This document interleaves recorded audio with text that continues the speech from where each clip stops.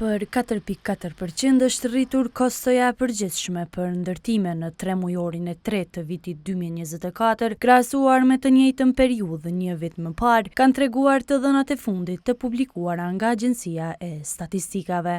E në këtë rritje, sipas ASK-s, ka kontribuar ngritja e çmimeve për disa sektorë. Rritje kishte transporti 2.4%, paga 0.9%, materialet 0.5%, kostet e tjera 0.4% dhe energjia 0.1%, ndërsa zbritje kishte te makinerit, minus 0.2%. Naser Kabashi, inxhinieri ndërtimtarisë, thotë se krahas shtrenjtimit të materialeve ndërtimore, ndikim në këtë trend ka edhe mungesa e fuqisë punëtore. Një prej fakteve bazike është fuqia punëtore.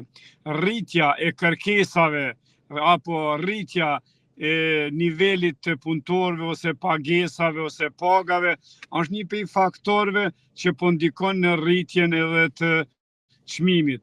Për arsye se fuqia punëtore ka zvoglim dhe në një mënyrë ka një ngjecje në këtë drejtim.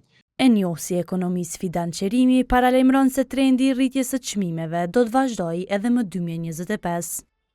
Mendoj që ky trend i rritjes do të shkojë edhe më tutje, sepse ne kemi një rritje në vazhdimsi, kemi një kërkesë për mundësi të banimit, për shkak se familjet tona janë kryesisht të mëdha. Tu i pas parasysh të dy anë, të rritjen e kostos së prodhimit, të ndërtimit, dhe në anën tjetër një kërkesë e lartë për banesa, do të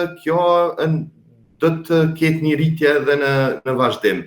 E kostën për banesa, Qerimi e kualifikon vështirë të përballueshme për qytetarët.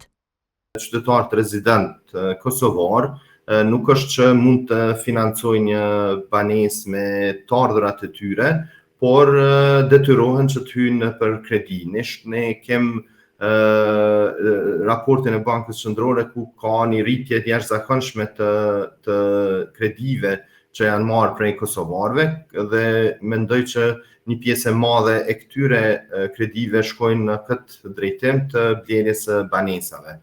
Koha ka raportuar më herët për mungesën e fuqisë punëtore në këtë sektor, për çka në kompani ndërtuese patën thënë se janë detyruar të rrisin kostën për ndërtim.